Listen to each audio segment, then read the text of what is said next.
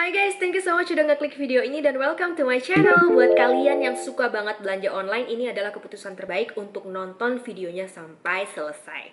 Jadi di 2-3 minggu terakhir ini Instagram gue lagi dibanjiri dengan berbagai promo-promo khususnya dari Just Tip Online. Dan biasanya itu mereka buat seperti sponsored content. Jadi meskipun kita nggak follow, kita bisa tahu mereka itu ada gitu ya. Jadi biasanya mereka itu taruh di Instagram story sponsored content dengan caption yang menurut gue menarik, karena mereka bilang begini, harga hancur gara-gara corona.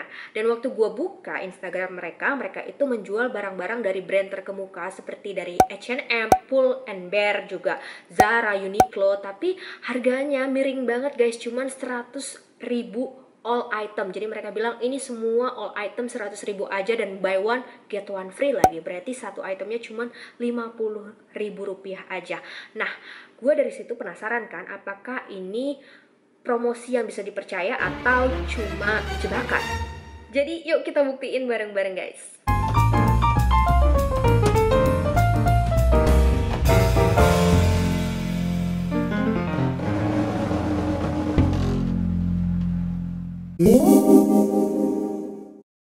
Seperti yang udah gue ceritain di introduction tadi, bahwa gue lagi tertarik banget nih untuk tahu apakah promo-promo yang 100.000 buy one get one itu bener-bener bisa dipercaya atau enggak. Nah, menurut gue tidak adil kalau gue hanya berasumsi gitu kan. Jadi gue akan membuktikannya sendiri. Meskipun gue tahu ya, untuk memenuhi rasa ingin tahu gue ini ada harga yang harus dibayar. Misalnya memang terbukti gitu hipotesis gue bahwa ini tidak bisa dipercaya gitu. Jadi gue mulai mencari dan melakukan riset gue di mana atau akun yang mana yang paling aktif dalam jualan hal serupa gini guys, dengan promo-promo yang mirip, karena ada banyak banget guys gitu. Dan akhirnya gue menemukan salah satu Instagram jasa titip online yang paling aktif menurut gue. Kalau dilihat itu mereka tuh punya postingan tuh selalu baru gitu, kayak baru 5 jam yang lalu kah, 2 jam yang lalu. Jadi bener-bener kayaknya mereka tuh aktif banget updatein mereka punya konten di Instagram. Dan juga Instastory mereka juga kayaknya aktif banget gitu loh. Ada kegiatan mereka lagi packing-packing, ada kegiatan mereka juga lagi belanja barang-barangnya. Dan yang terakhir mereka juga suka taruh testimoni. Tapi testimoni di IG story ini kan bentuknya seperti di repost ya. Dan di sini gue menemukan ada sedikit keanehan. Kenapa di testi itu kita nggak bisa langsung tahu siapa pembuat testi yang original? Kayak maksudnya kan biasa kalau kita klik itu, kita bisa langsung terhubung ke akun yang membuat original itu yang sebelum di repost kan. Nah, tapi ini tuh nggak ada satupun yang bisa diklik gitu loh. Jadi kayak kesannya mereka tuh cuman update atau repost dari yang mereka udah screenshot gitu. Jadi anyway, tapi di situ gue masih berpositive thinking dan akhirnya gue memutuskan untuk coba order di salah satu Just Tip yang menurut gue aktif itu ya akunnya. Dan dari awal gue memang sudah memanage ekspektasi nih, antara ini memang too good to be true atau memang tetap dikirim barangnya dan tapi mungkin kualitasnya kita nggak pernah tahu seperti apa ya. Singkatnya gue langsung menghubungi mereka dan itu caranya gampang banget guys. Kalian tinggal klik di link bio mereka itu lalu langsung terhubung ke WhatsApp bisnis mereka, terlihat profesional ya. Nah, lalu gue di situ langsung melakukan transaksi, itu hari Kamis ya. Dan setelah kirim bukti pembayaran, gue langsung tanya dong, kapan dikirim kak? Lalu dia bales, oke kak, dikirim siang kalau bukan sore ya. Oke, thanks kak. Gue yang bilang thanks, dia nggak ada bilang thanks sama sekali sebagai pedagang ya. Anyway, nah terus hari Jumatnya atau hari berikutnya gue langsung tanya lagi dong, halo kak, udah dikirim belum? Minta resinya ya. Halo, gue bilang halo lagi kan, karena udah 20 menitan dia nggak ada respon gitu. Terus dia langsung bales gini, assalamualaikum kak, resi anda JP bla bla bla JNT Express ya. Nah, tapi di sini yang membuat gue tercengang adalah note-nya. Dia bilang, silakan terbitkan resi Anda sebelum overload atau pending selamanya dan barang tidak bisa sampai ke alamat Anda. Untuk penerbitan bisa hubungi kami via WhatsApp, telepon, atau chat ya kak, terima kasih. Gue kayak, apakah ada sekarang yang namanya menerbitkan resi? Gue baru pertama kali denger sih, dan gue masih lumayan sering gitu belanja online, dan ini baru sekali gue mendapatkan yang namanya harus diterbitkan resinya. Nah, terus yang pertama kali gue lakukan adalah gue cek dulu dong di JNT Express Tracking, dan di situ not found. Setelah gue copy paste nomor resi yang dari mereka itu nggak ada, dan gue bilang sama dia kayak, kak, kok not found ya, barusan cek di JNT tracking. Nah dia balas dengan cepat, dia bilang gini, resi belum aktif mbak. Nih lihat deh, gue balas 856, mereka juga balas 856, dan ini panjang gitu, kayaknya udah ada template-nya ya. Dia bilang gini, resi belum aktif mbak, jadi silakan melakukan penerbitan kode resi agar barang tidak dipending dalam pengirimannya. Maka wajib melakukan aktivasi kode penerbitan nomor resi, kode resi bla bla bla. Dikasih lagi kan, ini harus aktivasi penerbitan nomor resinya dulu kak, dan aktivasi dilaksanakan di mesin ATM atau M-Banking. Aktivasi tidak memakan biaya. Well, lalu dia lanjutin nih, mengenai langkah-langkah aktivasi nanti kami pandu kalau sudah siap aktivasi lewat ATM atau M-Banking. Harap konfirmasi kalau udah siap. Nah di sini gue kayak, gimana caranya kak? Itu kayak respon natural gue banget gitu, gimana caranya, saya baru tahu loh bisa diterbitkan resi, biasanya otomatis ya, maksudnya ya kita nggak ngapa-ngapain dong setelah mendapatkan resi gitu kan. Terus gue bilang ya udah kak, tolong dibantu, saya mau terbitkan resi, aku bilang gitu kan. Terus dia bilang oke kak, nanti dipandu caranya kalau sudah siap kak. Nah gue balas langsung tuh, sudah siap kak, sekarang aja. Padahal guys, itu sebelum gue balas itu, lihat gak sih kan yang terakhir gue bilang mau terbitkan resi itu jam 9:19, lalu dia baru balas 10 menit kemudian jam 9:29. Nah di jeda itu gue telepon langsung ke JNT Customer Service untuk memastikan emang ada yang namanya terbitkan resi. Nah berikut ini cuplikan percakapan gue dengan CS-nya JNT Express. Express Your Online Business, selamat pagi, dengan apa bisa dibantu?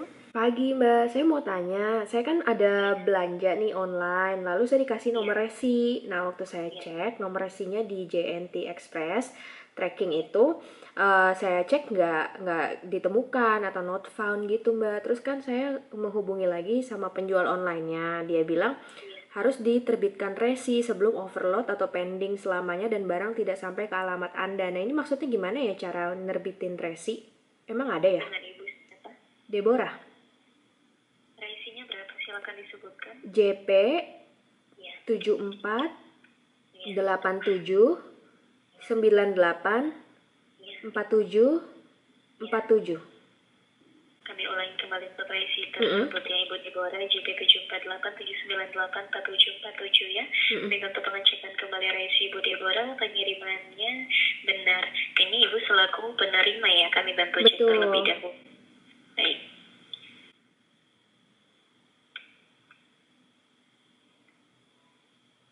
Untuk resinya Jakarta Papa atau Jakarta Tenggo, Ibu? Sorry? Jakarta Papa. Oh, Papa. Jakarta Tenggo. Jakarta Papa ya. Baik, ini tidak terlacak Ibu, dikhawatirkan pengirimnya ini salah menginformasikan resi karena di sistem kami juga tidak terlacak. Ini terus emang ada yang namanya terbitkan resi? Saya baru pertama kali sih. Di data kami memang tidak terlacak Ibu, dikhawatirkan memang dari pihak pengirimnya seperti itu. Jadi memang nggak ada yang namanya diterbitkan resi ya mbak? Untuk resi otomatis Ibu, karena ini pembelian dari Shopee. Shopee? Oh, saya nggak beli dari Ibu Shopee sih. Namun resinya ini resi Shopee Ibu. Oh gitu, oke Iya. deh. Jadi ini nggak terlacak juga ya di JNT ya? Tidak terlacak Ibu, kami sarankan bisa menghubungi pihak pengirimnya kembali ya. Tapi maksud saya memang nggak ada yang namanya penerbitan kode resi kan? Untuk resi ini harusnya otomatis kan? Ibu. Iya. Nah itu kurang lebih kayak gitu ya guys. Kalian nangkep kalau mereka itu nggak mengiyakan bahwa adanya diterbitkan resi, tapi mereka cuman bilang saranin gue untuk tanya lagi apakah resi yang dikasih ke gue udah benar gitu. Dan mungkin dalam hati mereka bilang kayak, aduh kasihan banget nih orang mau ketipu. Anyway, terus gue lanjutin nih ngobrol sama si penipu. Dia bilang mau pakai M-Banking atau apa? Banking ya guys, banking tulisannya. Terus gue bilang pakai M-Banking kak gitu. Nah terus entah kenapa gue udah tulis M-Banking, dia tetap jawabnya pakai ATM. Terus dia bilang silakan aktivasi melalui ATM, caranya seperti cara kakak tadi transfer. Gue disuruh transfer lagi guys ke rekening tujuan yang sama untuk penerbitan resi kakak, tapi bedanya setelah minta jumlah atau nominal, kakak masukkan kode pengiriman Anda. Nah kodenya ini dia kasih 0049981123. Nah itu tau nggak apa guys? Itu adalah sebenarnya nominal, tapi dia kasih 00 biar orang yang mungkin kurang teliti itu terkecoh kayak oh iya ya ini kayaknya nggak terlihat seperti nominal, karena kalau nominal kan biasa dikasih titik ya, titik gitu per ribuannya. Nah, tapi ini mereka kasih 00. Tapi sebenarnya kalau kalian lihat ini adalah nominal yang sangat besar guys untuk gue ya. Ini sekitar 4,9 juta ya. Gila banget gak sih, kita udah ketipu pertama kali untuk membeli barang fiktif, yang kedua kita masih ditipu lagi. Ini penipuan berjilid-jilid namanya. Jadi menurut gue ini modus yang sangat baru sih guys. Kalau gue personally baru tahu hari ini, mungkin kalian udah ada yang tahu sebelumnya, tapi ini buat kalian yang belum tahu, ini hati-hati banget guys. Karena sekarang tuh penipu nggak cukup menipu kita sekali, tapi berjilid-jilid gitu. Nggak cuman kita tertipu sekali di depan untuk membayar barangnya, tapi kesananya kita akan ditipu-tipu terus. Nah terus gue ladenin sih sebenarnya, tapi ya udahlah, kayak ya gue kayak bilang kok gak bisa ya kak bla bla bla, saya udah telepon JNT, tapi dia tetap kekeh gitu lah intinya. Kalau kakak sudah aktivasi ini kode resinya, gue bilang kok berbeda ya kodenya, ada yang baru lagi ya, gue gituin, padahal gue tahu itu nominal kan. Terus dia bilang ini resi aktifnya nanti kayak begitu JP bla bla bla bla. Nah terus sisanya kalian baca sendirilah. Gue terus-terusan tanya, tapi memang ternyata sama dia nggak diblok, tapi ya udahlah kayak gitu aja, nggak ada pertanggungjawabannya sama sekali gitu, karena memang niatannya nggak baik gitu ya. Oke, jadi sejak kejadian kemarin itu gue jadi semakin semangat untuk lebih banyak lagi ngegali gitu soal modus-modus ini, dan gimana sih supaya kita bisa berbelanja dengan lebih tenang, nyaman, dan aman gitu guys. Jadi gue akan merangkumkan 5 tips untuk berbelanja online yang nyaman dan aman buat kalian semua. Oke, yang pertama, sampai catat guys, seniat itu. Jadi yang pertama itu kita lihat dari harga gitu, karena paling gampang memang menjebak orang itu dengan harga gitu. Ketika kita lihat harganya murah, kita langsung kayak wow, gua harus beli gitu ya nggak sih. Jadi kalian harus lihat nih harganya masuk akal nggak. Sebenarnya gue tahu ini harganya nggak masuk akal, makanya dari awal gue udah memanage ekspektasi gue. Ini either penipuan atau enggak, kayak mungkin yang dikirim adalah hal-hal lain gitu, barang-barang yang tidak sesuai dengan deskripsi mereka atau tidak sesuai dengan picture yang mereka post di Instagram. Nah jadi kalau harganya aja udah nggak masuk akal, kayak mereka bilang ini semua 50.000, padahal ada di situ ada sepatu, ada jeans, ada jaket, itu nggak mungkin banget sih menurut gue 50.000, apalagi dengan merek-merek terkemuka seperti itu ya. Jadi yang pertama kalian harus lihat harganya. Kalau harganya aja udah nggak masuk akal, murahnya keterlaluan, tuh menurut gue sudahlah gitu. Jangan tergiur. Yang kedua, pastiin yang tempat kalian mau belanja ini memiliki marketplace juga, memiliki akun di marketplace. Jadi misalnya memang banyak orang yang misalnya punya di Shopee, di Tokopedia, di OLX, tapi mereka juga tetap memasarkan barang-barang mereka di Instagram. Karena maksud mereka mungkin ada beberapa orang yang tidak punya akun di marketplace tapi punya akun Instagram dong hari gini gitu kan. Jadi mereka semakin luas jangkauannya, tapi mereka juga menyediakan transaksinya melalui marketplace ini. Jadi ada baiknya kalian berbelanja dari online shop yang mempunyai akun di marketplace ini. Dan gak cuman buat kalian yang membeli ya, yang berjualan juga ada baiknya kalian menggunakan marketplace ini, karena penipu itu tidak hanya berperan sebagai penjual, tapi kadang juga sebagai pembeli. Jadi mungkin kalian udah mau jualan nih, tapi ternyata malah disuruh transfer uang ke mereka gitu kan, itu sama sekali merugikan gitu kan. Jadi hati-hatilah buat kalian yang jualan maupun kalian yang mau berbelanja, gue sarankan punya akun di marketplace.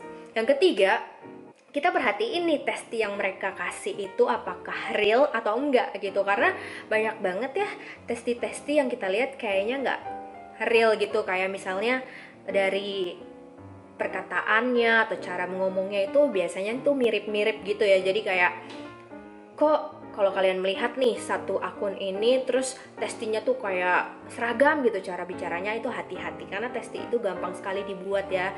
Bermodalkan 2 nomor aja kita udah bisa bikin testi palsu gitu kan, seolah-olah kita memberikan review ke toko kita sendiri, itu bisa aja terjadi kan.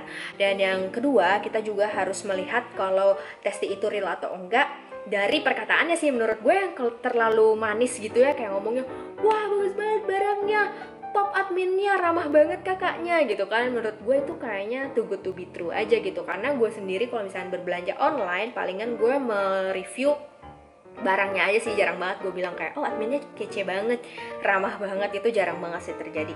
Jadi ya itu yang ketiga, testi ya. Lalu yang keempat, kalian tuh jangan tergiur dengan follower dan juga postingan mereka yang sangat aktif. Ya tadi buktinya kan, meskipun follower mereka banyak, ternyata itu mereka punya akun bisa aja tetap aja penipuan gitu, karena mungkin mereka bisa dapetin gambar-gambar itu dari mana aja gitu kan. Dan udah gitu juga followernya banyak tapi likesnya sedikit, itu juga kalian patut curiga. Dan kalau apalagi di comment sectionnya itu dimatiin, kalian tuh patut banget curiga, karena berarti ada something nih. Karena kalau mereka nggak berani menerima komen dari orang, itu berarti ada sesuatu yang tidak beres. Betul kan? Betul kan? Betul kan? Nah, tadi kan kalian udah denger 4 tips untuk mengetahui apakah akun ini real atau enggak, mulai dari harga, masuk akal atau enggak, terus yang kedua punya akun di marketplace atau enggak, yang ketiga testinya real atau enggak, yang keempat jangan tergiur sama followers dan juga postingannya yang sangat aktif tapi ujung-ujungnya komennya dimatiin semua. Nah, kalau kalian masih kesulitan juga nih, kalian harus coba yang tips kelima. Di situ kalian harus cek nomor rekening mereka di credible.co.id. Nanti gue taruh linknya di bawah. Ini membantu banget guys. Nah ini juga yang gue temui kemarin gitu kan. Jadi setelah gue memastikan nih ini udah nggak bener, ya memang gue harusnya melakukan ini di awal ya, tapi kan gue tadi mau membuktikan. Dan memang ini jujur gue baru tahu setelah gue lakuin transaksi ini gitu kan. Gue jadinya dari melakukan transaksi yang memang gue udah curiga ini, gue akhirnya kan belajar banyak gitu. Gue browsing dan ketemulah credible.co.id ini. Ternyata ini sangat berguna buat kalian yang mau tahu apakah akun atau nomor rekening bank mereka itu aman atau enggak, kredibel atau enggak gitu kan. Nah jadi ini contoh yang gue udah cari. Ini adalah nomor rekening dari penjual yang menipu gue tadi dengan alasan harus terbitin resi bla bla bla itu ya. Nah ternyata di Credible pun udah ada beberapa orang yang melaporkan bahwa akun ini penipu gitu guys. Jadi ya kalau kalian mau lebih aman lagi, kalian harus cek gitu kan. Biasanya sebelum kita transaksi mereka akan minta data kita dan nanti terakhir kita disuruh transfer, dan mereka kasih dong pasti detail transfernya. Nah itu kalian copy paste aja lalu masukin di credible.co.id ini untuk mengetahui seberapa kredibelnya akun bank ini, oke? So guys, ya segitu aja tips dari gue. Semoga bermanfaat buat kalian yang khususnya suka banget belanja online kayak gue nih, terutama lagi masa-masa begini, kita lagi belum sebebas itu kembali ke mall. Tapi kalau kalian mau berbelanja online, pastikan belanjaan kalian itu di tempat yang terpercaya dan juga memang beneran amanah ya, karena kan sering banget mereka tulis amanah ternyata tidak amanah gitu ya. Jadi make sure dengan 5 step tadi kalian mudah-mudahan gak akan tertipu lagi. Oke guys, kalau kalian merasa video ini bermanfaat, please jangan lupa di share ke teman-teman dan juga subscribe. Terima kasih udah nonton dan sampai ketemu di vlog selanjutnya. Bye bye.